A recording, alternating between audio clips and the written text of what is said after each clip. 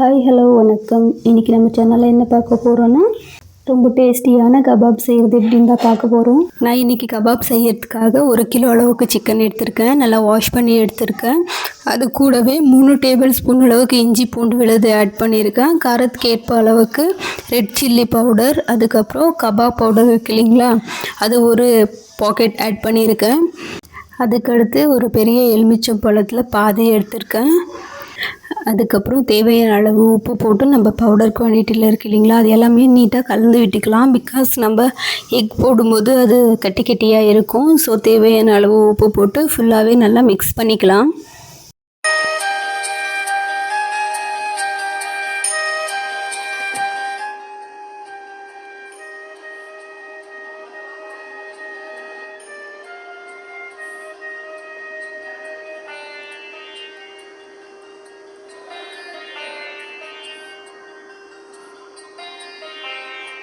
இப்போ எல்லாமே நல்லாவே மிக்ஸ் பண்ணியாச்சு. அதுக்கப்புறம் நான் இன்றைக்கி 1 கிலோ சிக்கனுக்காக 2 முட்டை எடுத்திருக்கேன்.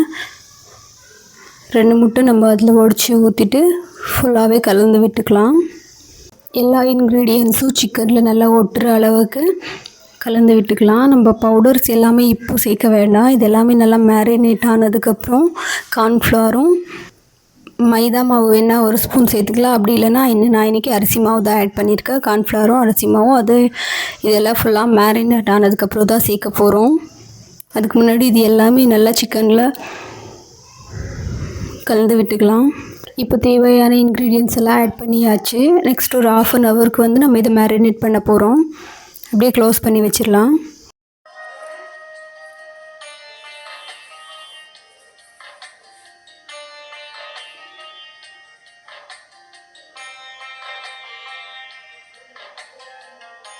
இப்போ நம்ம மேரினேட் பண்ண வச்ச சிக்கனை எடுத்துக்கலாம். பாருங்கள், லைட்டாக தண்ணி விட்டுருக்கு இல்லைங்களா, அதனால தான் நம்ம ஃப்ளார் எல்லாமே அதுக்கப்புறம் ஆட் பண்ணிக்கலாம் அப்படின்னு சொன்னேன்.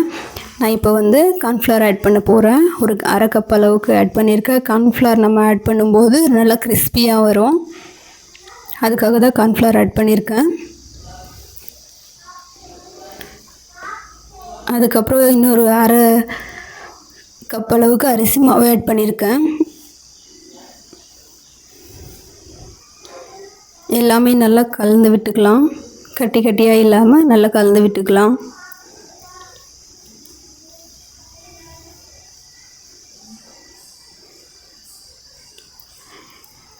இந்த டைமில் தான் நான் அரிசி மாவு ஆட் பண்ணியிருக்கேன். பாருங்கள், அதில் தண்ணி விட்டு இருந்துச்சு இல்லைங்களா, எல்லாமே அப்சர்வ் பண்ணிடுச்சு.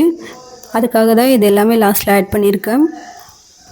அடுத்து நம்ம ஒரு கடாயில் எண்ணெய் நல்லா சூடுபடுத்த வச்சுருந்தோம். எண்ணெய் நல்லா சூடாயிடுச்சு. இப்போ எடுத்து நம்ம பொரிச்சு எடுத்துக்கலாம்.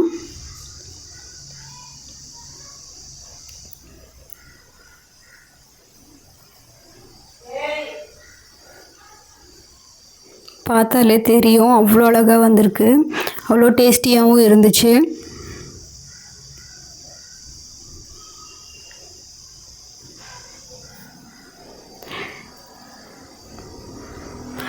ரொம்பவே டேஸ்டியான அண்ட் சுவையான